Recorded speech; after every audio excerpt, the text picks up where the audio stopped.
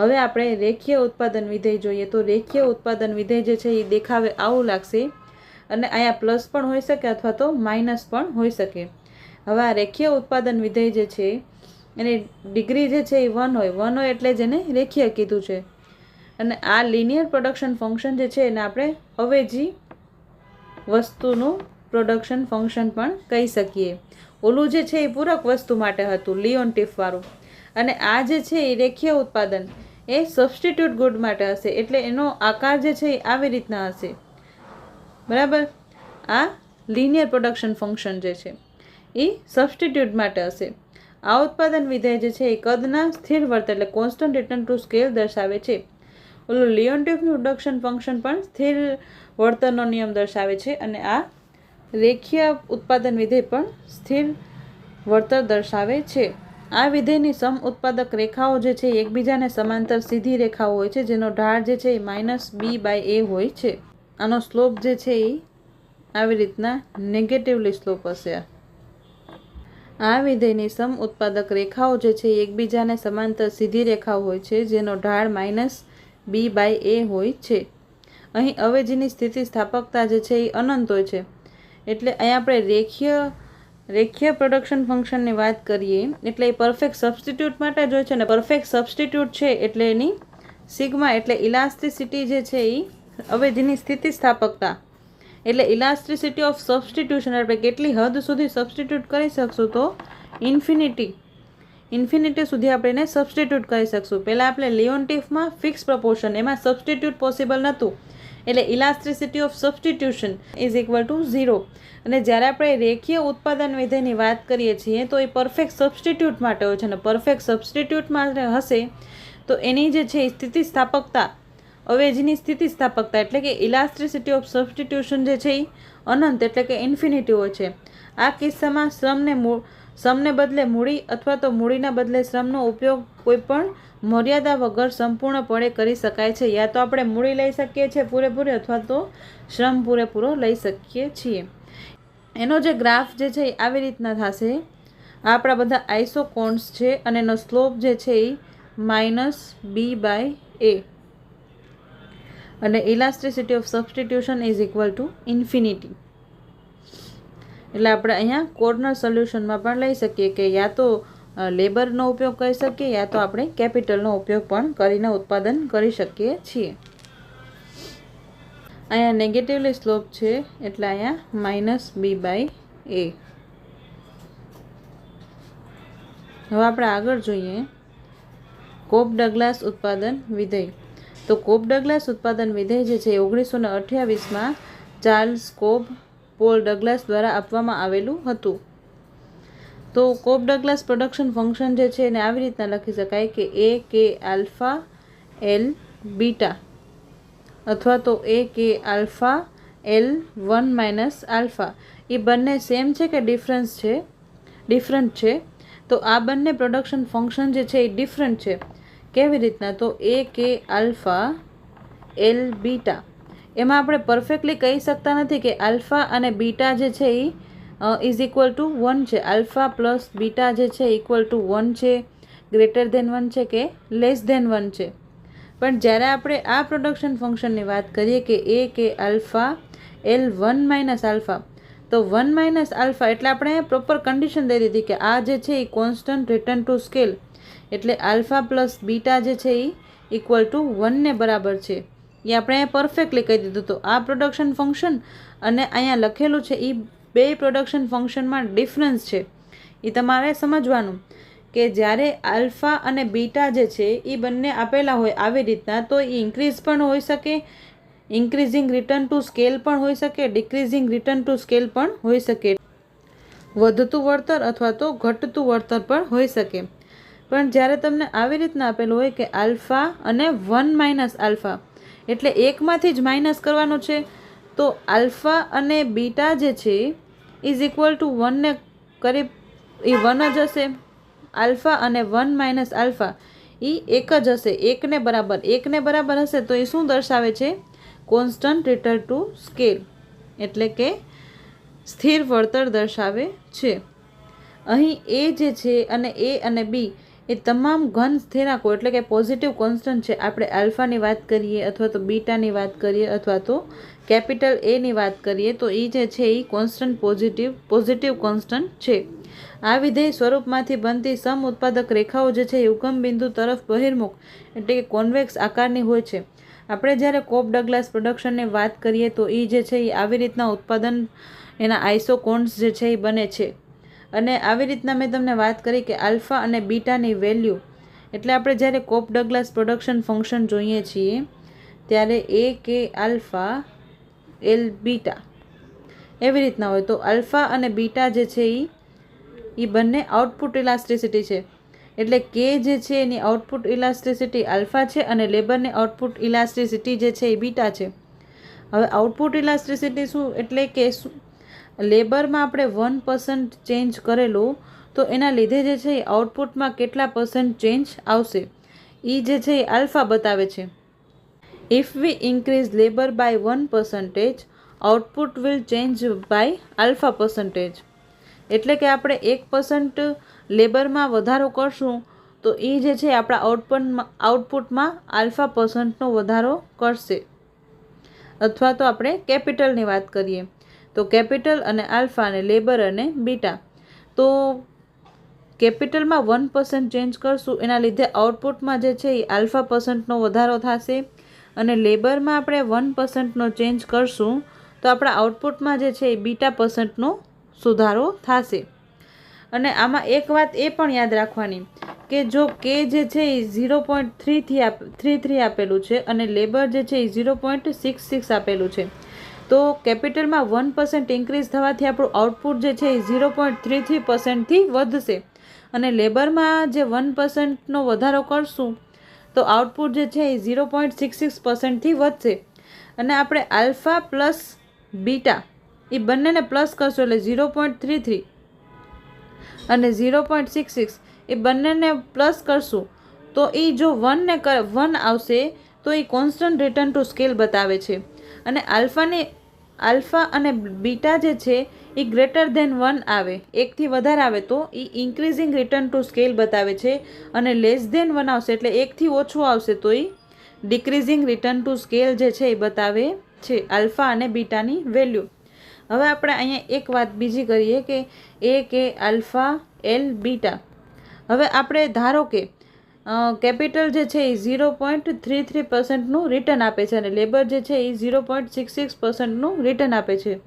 તો આપણે અગર સિર્ફ કેપિટલમાં એકમાં જ વધારો કરેલો અને બીજું જે છે એ સ્થિર ધારેલું તો એના લીધે જે છે એ આપણું આઉટપુટ 0.33% જ વધશે એટલે એ લેસ ધેન 1 છે તો આપણે ડિક્રીઝિંગ રિટર્ન ટુ સ્કેલ મળશે. અગર આપણે કેપિટલ અને લેબર બંનેને સાથે ઇન્ક્રીઝ કરેલા તો આપણે કોન્સ્ટન્ટ રિટર્ન મળશે, કોન્સ્ટન્ટ રિટર્ન ટુ સ્કેલ એટલે સ્થિર વળતર મળશે. જો આપણે ગમે એકમાં વધારો કરેલો તો આપણે ડિમિનિશિંગ રિટર્ન મળશે, ઘટતું વળતર જે છે આપણે મળશે. ગમે એકમાં વધારો કર્યો તો ઘટતું વળતર અને બંનેમાં સાથે વધારો કર્યો કેપિટલ અને લેબર એ બંનેમાં સાથે વધારો કરેલો તો આપણે સ્થિર. જો એકને બરાબર આવશે તો સ્થિર અને એકથી વધારે આવશે તો વધતું વળતર જે છે આપણે મળશે. એ પણ ખાસ ધ્યાનમાં રાખવું અહીંયા.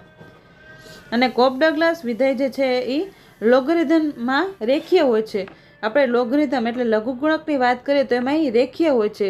એમાં લોગની વાત છે કે log Q is equal to log A plus log alpha log કે પ્લસ બીટા લોગ એલ.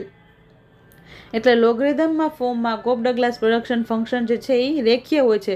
રેખીય એટલે લાઇન સ્વરૂપે. આપણે જે કોપ ડગલાસની વાત કરી આવી રીતના કોન્વેક્સ હોય છે પણ જ્યારે લઘુગુણક એટલે લોગરિધમ ફોર્મમાં હશે ત્યારે એ રેખીય લાઇનમાં હશે. બરાબર. અને આ જે છે એ સોલો રેસિડ્યુઅલ બતાવે છે. આપણે ગ્રોથની થિયરી ભણશું એમાં પણ ભણશું આપણે કે સોલો રેસિડ્યુઅલ શું છે.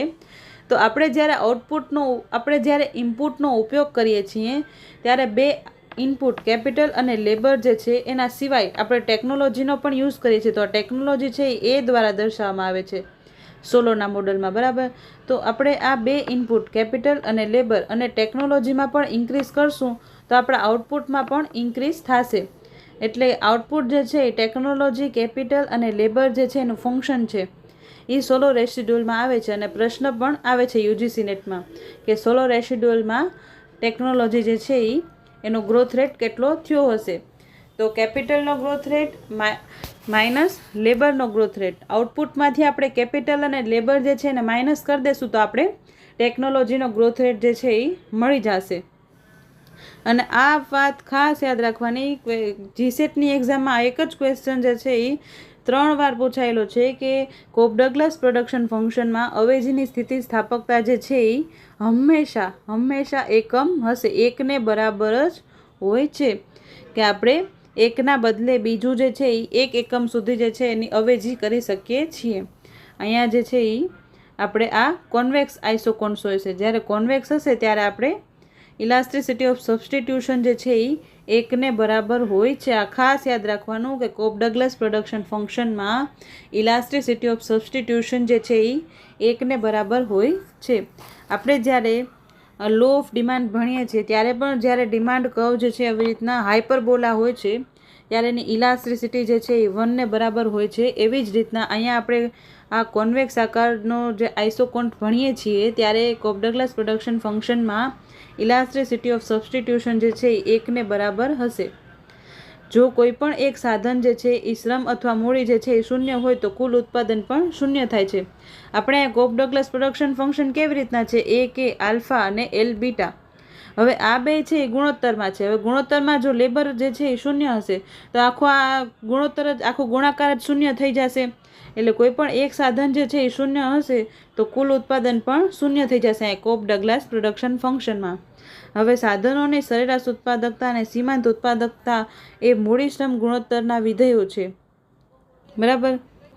એટલે અહીંયા આપણે લેબર અને કેપિટલ એ બંનેનું એવરેજ પ્રોડક્ટ અને માર્જિનલ પ્રોડક્ટ જે છે એ કેપિટલ લેબર રેશિયોના વિધેયો છે એવું કહેવા માંગે છે. અને આ જે છે 10મું એનું ફીચર જે છે એ જોઈએ તો આલ્ફા અને 1 માઇનસ આલ્ફા. આલ્ફા અને 1 માઇનસ આલ્ફા હશે એટલે મતલબ એ શ્યોરિટી સાથે કહે છે કે આ જે છે એ કોન્સ્ટન્ટ રિટર્ન ટુ સ્કેલ બતાવે છે. અને જ્યારે આલ્ફા અને બીટા અલગ અલગ આપેલું હોય ત્યારે આપણે એમ નહીં કહી શકીએ કે કોન્સ્ટન્ટ રિટર્ન ટુ સ્કેલ છે. એ ઇન્ક્રીઝિંગ પણ હોઈ શકે અથવા તો ડિક્રીઝિંગ પણ હોઈ શકે. અને એની સાથે સાથે એક કોન્સેપ્ટ એ પણ યાદ રાખવાનું કે આપણે કેપિટલ અને લેબર બંનેમાંથી ગમે એકને વધારશું તો આપણું આઉટપુટ જે છે એના જેટલું જ વધશે, અથવા તો 0.33થી વધશે અથવા તો 0.66થી વધશે, 66% વધશે. એટલે આપણે ઉત્પાદનના સાધનોને ઇન્ડિવિજ્યુઅલી વધારશું તો આપણું ઉત્પાદન જે છે એ ઘટતા વર્તનનો નિયમ જે છે એ ફોલો કરશે, એટલે ડિમિનિશિંગ રિટર્ન મળશે. અને આપણે લેબર અને કેપિટલ બંનેને સાથે ઇન્ક્રીઝ કરશું તો એ કોન્સ્ટન્ટ રિટર્ન ટુ સ્કેલ બતાવે છે. એ જ્યાં લખેલું છે કે આલ્ફા અને 1 માઇનસ આલ્ફા જે છે એ શ્રમ અને મૂડીની ઉત્પાદનની સ્થિતિસ્થાપકતા એટલે આઉટપુટ ઇલાસ્ટિસિટી બતાવે છે. આઉટપુટ ઇલાસ્ટિસિટી શું? એટલે આપણે જ્યારે ડિમાન્ડ ભણીએ છીએ ત્યારે આપણે પ્રાઇસ ઇલાસ્ટિસિટી ભણીએ છીએ કે પ્રાઇઝમાં આટલો વધારો થવાથી ડિમાન્ડમાં કેટલો વધારો થશે. એવી જ રીતના અહીંયા કે આપણે કેપિટલ અને લેબરમાં વધારો કરશું તો આપણા ઉત્પાદનમાં કેટલો વધારો થશે, એને આઉટપુટ ઇલાસ્ટિસિટી કહેવાય. બરાબર. હવે એ ધારો કે A ઇઝ ઇક્વલ ટુ 0.33 અને 1 માઇનસ આલ્ફા જે છે એ 0.66 છે. તેનો અર્થ એમ થયો છે કે જ્યારે આપણે શ્રમને સ્થિર રાખીને એટલે આ કેપિટલમાં 1% ઇન્ક્રીઝ કરશું ત્યારે લેબર જે છે એ સ્થિર રાખશું તો આઉટપુટમાં જે છે એ 0.33%નો વધારો થશે. અને જ્યારે આપણે મૂડી એટલે કેપિટલને સ્થિર રાખશું અને લેબરમાં 1% ઇન્ક્રીઝ કરશું તો આપણા આઉટપુટમાં 0.66%નો ઇન્ક્રીઝ થશે. આ બાબત સૂચવે છે કે કોપ ડગલાસ પ્રોડક્શન ફંક્શન જે છે એ વ્યક્તિગત સાધનો માટે ઘટતા સીમાંત ઉત્પાદકતા દર્શાવે છે, પરંતુ જ્યારે બંને સાધનોનો સાથે ઉપયોગ કરવામાં આવે ત્યારે કદનું સ્થિર વળતર દર્શાવે છે. મેં તમને હમણાં કીધું એવી રીતના કે આપણે વ્યક્તિગત સાધનનો ઉપયોગ કરશું તો એ ડિમિનિશિંગ રિટર્ન બતાવશે અને બંનેને સાથે ઉપયોગમાં લાવશું, લેબર અને કેપિટલ બંનેનો સાથે ઉપયોગ વધારશું ત્યારે એ સ્થિર વળતર દર્શાવે છે. હવે એક યાદ રાખવા જેવી બાબત જોઈએ તો કોપ ડગલાસમાં અવેજીની સ્થિતિસ્થાપકતા જે 1 બરાબર હોય છે એ ખાસ યાદ રાખવાનો. 4 વાર ક્વેશ્ચન પૂછાઈ ગયેલો છે. જ્યારે રેખીયમાં અનંત હોય છે અને લિયોન્ટિફમાં શૂન્ય હોય છે. આ 3 વાક્ય જે છે એ ખાસ ઇમ્પોર્ટન્ટ છે, તમે તમારી નોટમાં પણ લખી લેજો. કે કોપ ડગલાસમાં અવેજીની સ્થિતિસ્થાપકતા 1 ને બરાબર હોય છે. રેખીયમાં એટલે આપણે પરફેક્ટ સબસ્ટિટ્યૂટનો કેસ જોયો તો આવી રીતના એમાં ઇન્ફિનિટી આપણે સબસ્ટિટ્યૂટ ઇન્ફિનિટી કહી શકીએ, અવેજી infinity.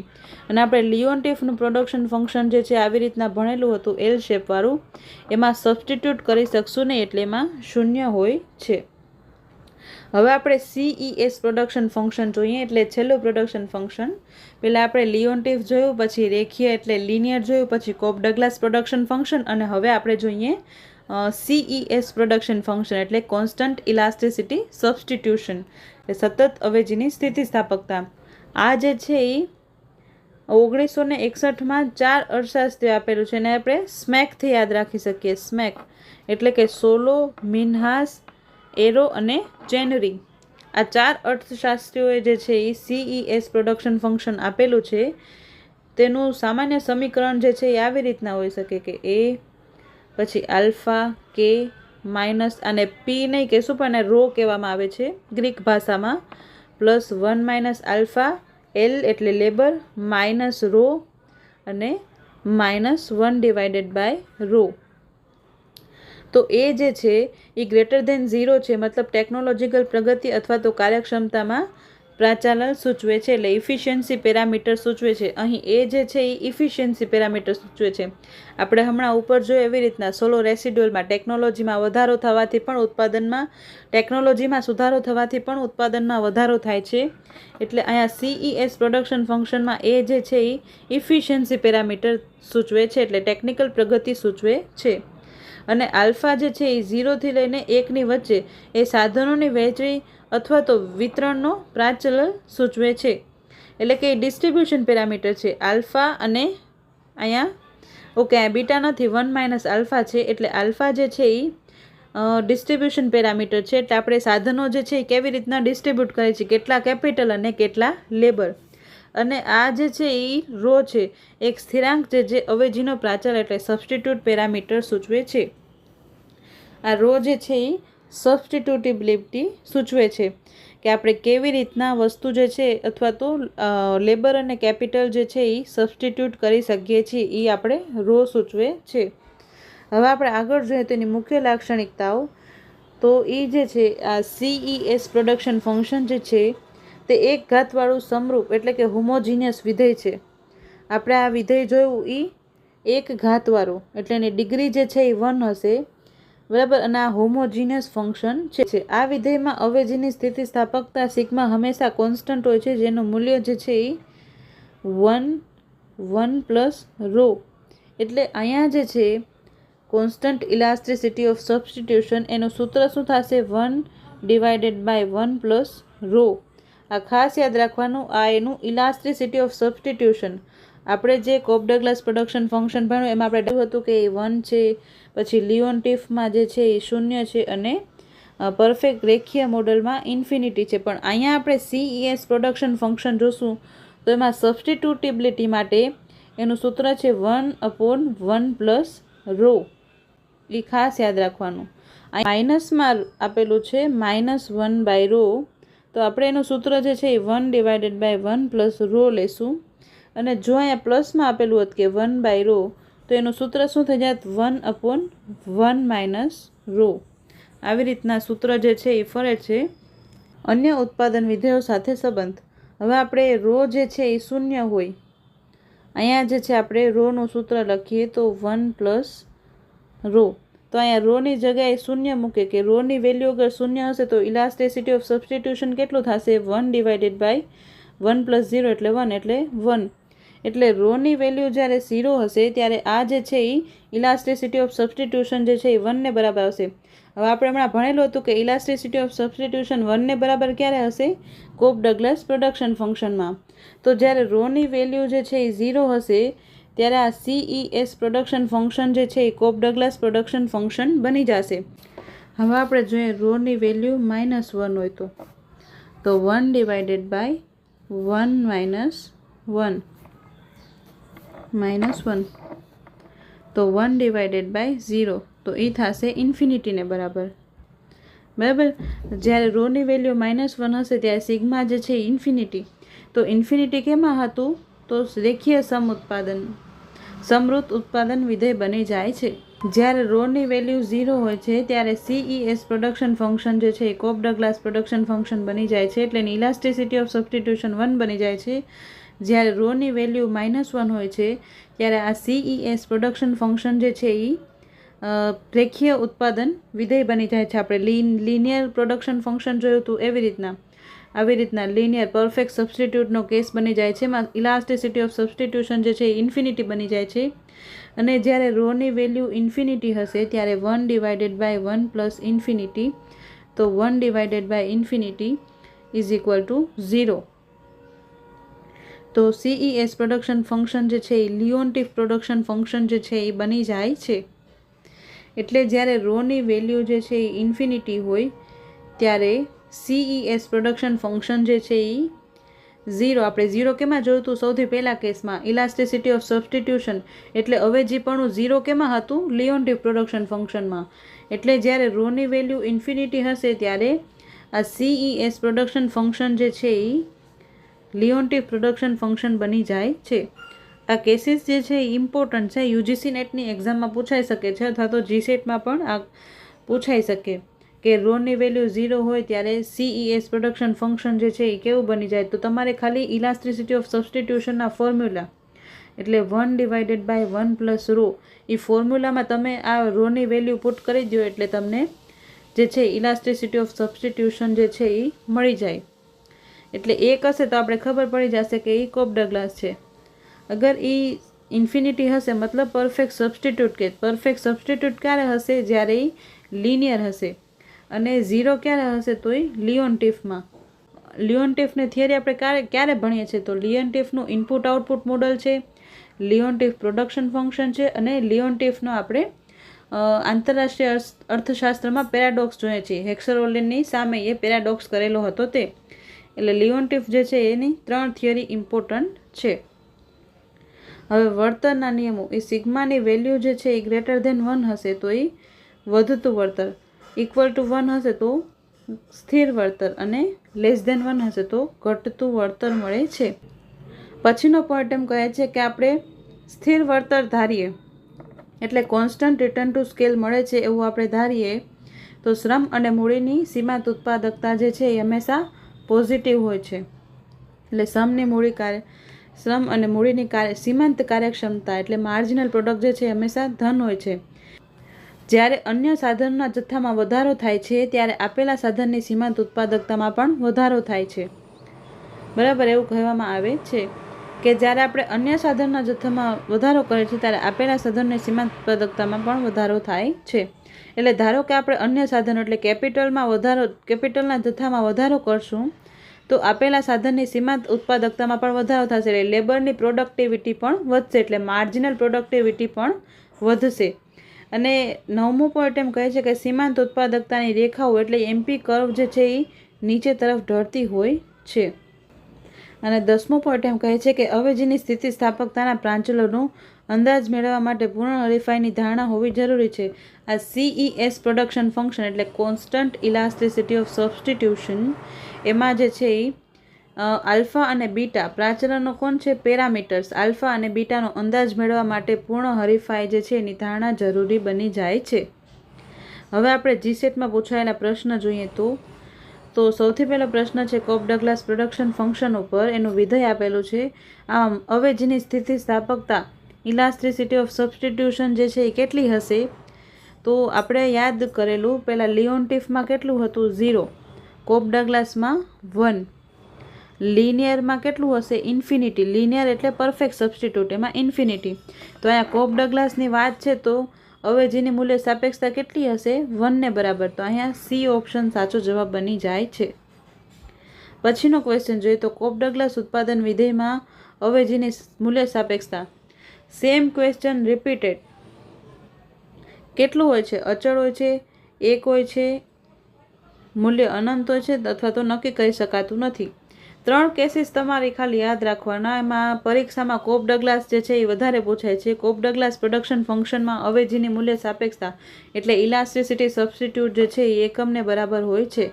Same to same question. પહેલો ક્વેશ્ચનમાં શું હતું કે અહીંયા 1 ને બરાબર આવી રીતના મેથેમેટિકલી લખેલું હતું, અને અહીંયા જે છે એ સ્ટેટમેન્ટના ફોર્મમાં આપી દીધું કે સ્ટેટમેન્ટ એક બરાબર હોય છે. એ ઓપ્શન સાચો જવાબ છે અહીં.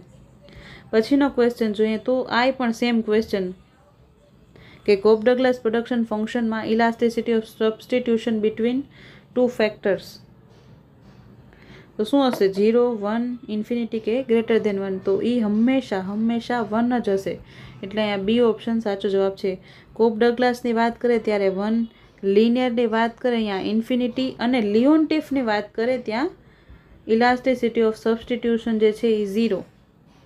આ 3 કેસીસ યાદ રાખવાના. પછીનો ક્વેશ્ચન જોઈએ તો પ્રોડક્શન ફંક્શન જે આપેલું છે અને a + b = 1 આપેલું છે. a + b = આ a અને b શું છે? Output elasticity with respect to labour અને કેપિટલ. હવે આઉટપુટમાં બંનેમાં સાથે વધારો કરવાથી એને 1 ને બરાબર પરિણામ મળશે. 1 ને બરાબર મળશે એટલે એ કોન્સ્ટન્ટ રિટર્ન ટુ સ્કેલ બતાવે છે. 1 થી વધારે હશે તો ઇન્ક્રીઝિંગ ને 1 થી ઓછું હશે તો ડિક્રીઝિંગ. તો અહીંયા જે છે a + b = 1 બતાવે છે. તો એનો મતલબ શું થશે કે હોમોજીનિયસ ડિગ્રી 1 છે, નોન હોમોજીનિયસ છે, હોમોજીનિયસ ડિગ્રી <1 છે કે મોર ધેન 1 છે. તો અહીંયા જે છે એ પ્રથમ કક્ષાનું સમપરિમાણ વિધેય છે. કોન્સ્ટન્ટ રિટર્ન ટુ સ્કેલ હશે ત્યારે એ જે આ ફંક્શન જે છે એ હોમોજીનિયસ ડિગ્રી ઓફ 1 નું હશે. એટલે અહીંયા એ ઓપ્શન જે છે એ સાચો જવાબ છે. પછીનો ક્વેશ્ચન જોઈએ તો production function q = a k alpha l beta implies constant return to scale. હવે આમાં પૂછેલું છે કે આમાંથી કયું કોન્સ્ટન્ટ રિટર્ન ટુ સ્કેલ બતાવે છે? તો આલ્ફા પ્લસ બીટા જે છે = 1 હોય એ આપણે કોન્સ્ટન્ટ રિટર્ન ટુ સ્કેલ બતાવે છે. બંને મળીને જે છે એ કોન્સ્ટન્ટ રિટર્ન ટુ સ્કેલ બતાવે છે. અગર ગ્રેટર ધેન 1 હશે તો ઇન્ક્રીઝિંગ ને લેસ ધેન 1 હશે તો ડિક્રીઝિંગ રિટર્ન ટુ સ્કેલ. એટલે સ્થિર મળતર = 1, ગ્રેટર ધેન 1 વધતું વળતર અને લેસ ધેન 1 એ ઘટતું વળતર દર્શાવે છે. તો આવી રીતના કોપ ડગલાસ પ્રોડક્શન ફંક્શનમાંથી જે છે એ ક્વેશ્ચન પૂછાય છે. અને CES production function, Leontief production function અને રેખીય પ્રોડક્શન ફંક્શન UGC નેટમાં એમાંથી ક્વેશ્ચન પૂછાય છે. અને આમાં પણ ચાન્સીસ છે મે બી પૂછાઈ શકે, તો તમે એનું નોલેજ લઈ લો તો એ વધારે સારું કહેવાશે. આમાં પણ પૂછાઈ શકે છે. તો આજ માટે આટલું જ. મળીએ નવા વિડીયોમાં. ત્યાં સુધી happy learning, keep growing and thanks for watching.